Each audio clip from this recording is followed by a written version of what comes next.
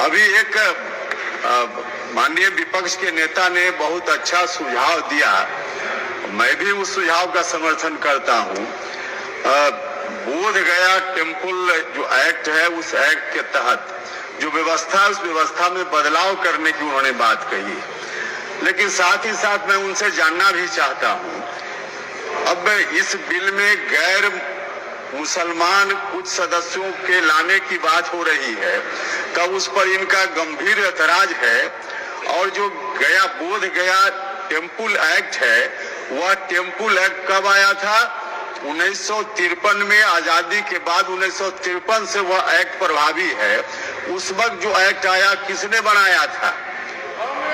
किसने बनाया? तो उस एक्ट में प्रोविजन है कि चेयरमैन को छोड़कर 8 सदस्य होंगे, उसमें 4 सदस्य हिंदू होंगे और 4 सदस्य बुद्धिस्ट होंगे। और जो चेयरमैन भी होंगे, कलेक्टर वहां के डीएम उसके चेयरमैन होंगे, वह भी तब जब कलेक्टर साहब खुद हिंदू होंगे तब उसके चेयरमैन होंगे। उस वक्त आपको नहीं लगा था, उस वक्त नहीं लगा था कि बौद्धिस्टों का यह मंदिर है तो उसमें बौद्धिस्ट लोग ही होने चाहिए, या तब आपको नहीं लगा था? आज आप सुझाव दे रहे हैं तो मैं सुझाव का भी समर्थन करता हूं और किरण रिजिजू साहब से आग्रह करता हूं कि आपके लोग भी आपसे ही अपेक्षा कर रहे हैं।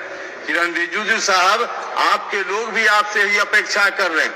आज दुनिया भर में मैसेज है कि बोध गया में आंदोलन चल रहा है।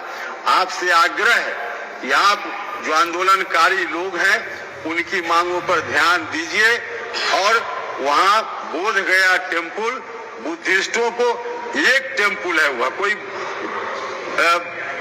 वक्फ की तरह पूरे देश भर में उसका फैलाव, और जिस टेम्पल के बारे में डिमांड है वह सिर्फ एक टेम्पल के बारे में, और उस टेम्पल से पूरे देश की पहचान बनती है। तो उसमें निश्चित रूप से मैं भी आपसे अपनी पार्टी की ओर से आग्रह करना चाहता हूं कि बुद्धिस्टों को सौंप दीजिए ताकि उस टेम्पल के प्रबंधन का काम बुद्धिस्ट लोग अपने हिसाब से कर पाए। महोदय,